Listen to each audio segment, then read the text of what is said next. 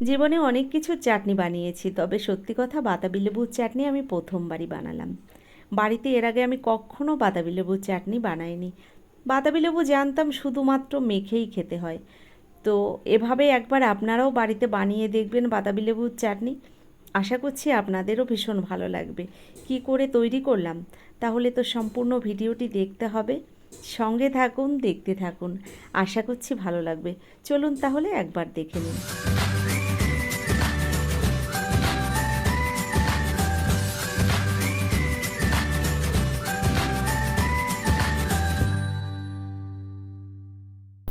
আজ যে বাতাবি লেবুর চাটনিটা আমি তৈরি করব, এই চাটনিটা তৈরি করার জন্য এখানে আমি মিডিয়াম সাইজের একটা বাতাবি লেবু নিয়েছি। লেবুটাকে প্রথম পরিষ্কার জলে ধুয়ে গুছিয়ে নিয়েছি। এবার প্রথম বাতাবি লেবুটার সাইডের অংশটাকে আমি একটা ছুরি দিয়ে এভাবে কেটে নিচ্ছি। দেখুন এভাবে আমি কেটে নিয়ে তারপর আস্তে আস্তে খোসাটাকে ছাড়িয়ে নেব।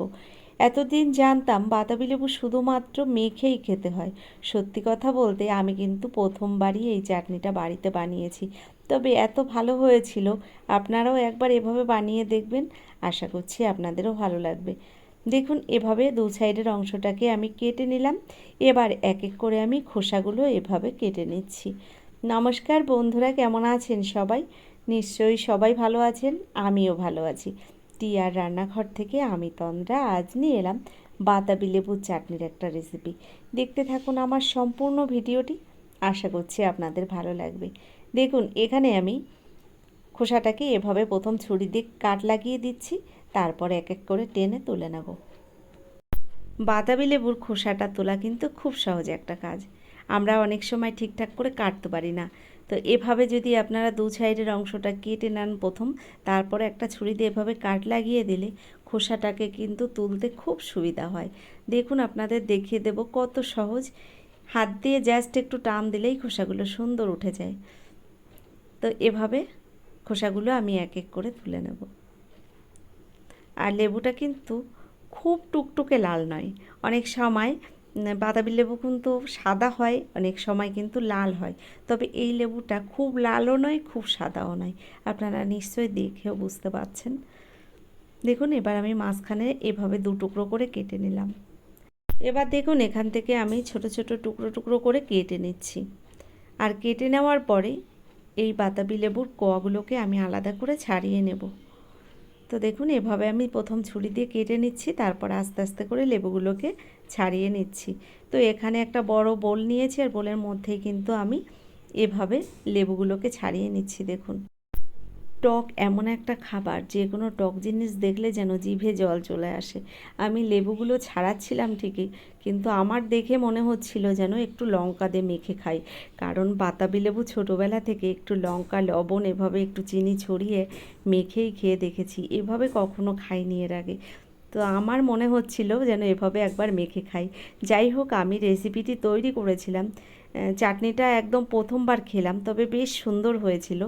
চাটনি যেরকম খেতে হয় আপনারা তো জানেন চাটনি খেতে ঠিক কেমন হয়। তবে লেবুর চাটনি আমি এভাবে প্রথমবারই খেয়েছিলাম, বেশ ভালো হয়েছিল খেতে। দেখুন এখানে লেবুটাকে আমি খুব সুন্দরভাবে ছাড়িয়ে নিয়েছি।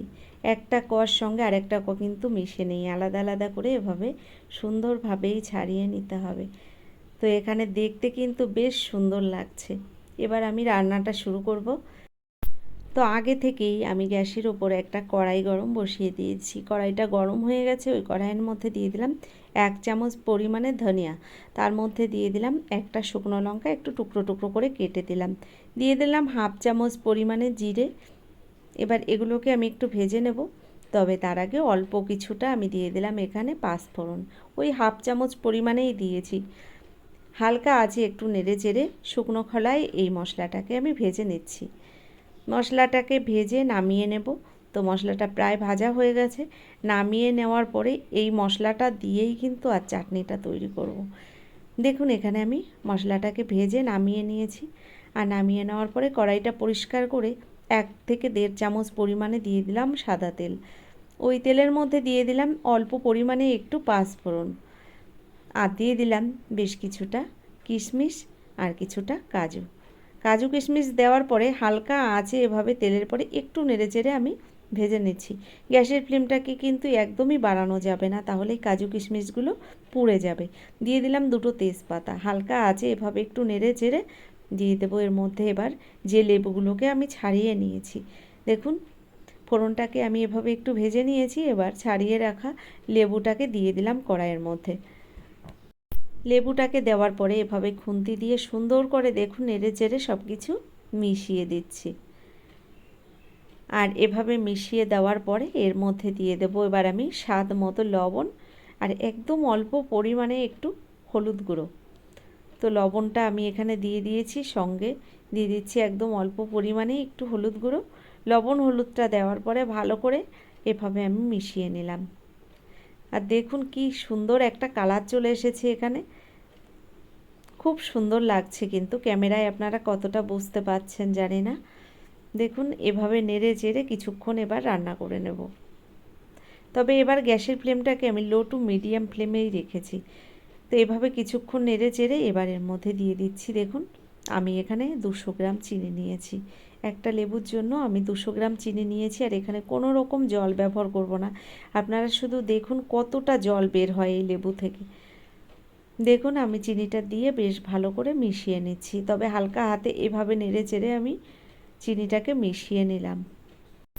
চাটনিটা রান্না করতে খুব একটা টাইমের দরকার হয় না, একদম অল্প সময়ের মধ্যে কিন্তু চাটনিটা রেডি হয়ে যায়। তো জল এখানে আমি ব্যবহার করিনি, তাও আপনারা দেখবেন কতটা জল বের হয়ে যায় আস্তে আস্তে। এবার আমি এখানে ঢাকনা বন্ধ করে 1 থেকে 1.5 মিনিট রেখে দেব। তো দেখুন এখানে 1 থেকে 1.5 মিনিট আমি ঢাকনা বন্ধ করে রেখেছিলাম, তার মধ্যে দেখুন আপনারা মনে হচ্ছে কতটা জল দিয়ে আমি চাটনিটা রান্না করেছি, একটুও জল ব্যবহার করিনি। তো এভাবে চিনি দেওয়ার পরে এতটাই কিন্তু জল বেরিয়েছে। এখানে কিছুক্ষণ আমি এবার গ্যাসের ফ্লেমটাকে একটু হাই ফ্লেমে রেখেছি, আর এভাবে নেড়ে চেড়ে তারপর এর মধ্যে যে মশলাটাকে আমি আগেই ভেজে নিয়েছিলাম এই মশলাটাকে একটু গুঁড়ো করে নিয়েছি। দেখুন সেই গুঁড়ো করা মশলাটা এবার আমি কিছুটা দিয়ে দিচ্ছি, তবে পুরোটা এখানে আমি দেব না, পরে কিছুটা দেব। দেখুন এখানে অর্ধেকটা আমি মশলা দিয়ে দিলাম, আর মশলাটা দেওয়ার পরে এভাবে হালকা হাতে কিন্তু আমি ভালো করে মিশিয়ে নিচ্ছি। মশলাটা ভালো মেশানো হয়ে গেছে, এরপর আমি কিন্তু গ্যাসটা বন্ধ করে দেব, কারণ চাটনিটা রেডি হয়ে গেছে। তো বন্ধুরা কেমন লাগলো আমার এই রেসিপিটি অবশ্যই আমাকে লিখে জানাবেন। যদি আমার এই ভিডিওটি ভালো লেগে থাকে এখনও একটা লাইক দিতে ভুলে গেছেন, একটা লাইক দিয়ে যারা এখনও চ্যানেলটিকে সাবস্ক্রাইব করেননি অনুরোধ করব চ্যানেলটিকে সাবস্ক্রাইব করে আমার ভিডিওর পাশে থাকা বেল আইকনটি ক্লিক করে নোটিফিকেশানটাও অল করে দেবেন। তাহলে কি হবে, আমার ভিডিও আপলোড করার সঙ্গে সঙ্গে তার নোটিফিকেশানটা আপনার কাছে পৌঁছে যাবে, আপনি টাইম মতো ভিডিওটা দেখে নিতে পারবেন। এছাড়া আপনাদের বন্ধুবান্ধবের মধ্যেও ভিডিওটা শেয়ার করে দিতে পারেন। তো বন্ধুরা আজকের মতো এই পর্যন্তই, পরবর্তী ভিডিও নিয়ে আবার চলে আসব। ভালো থাকবেন সবাই।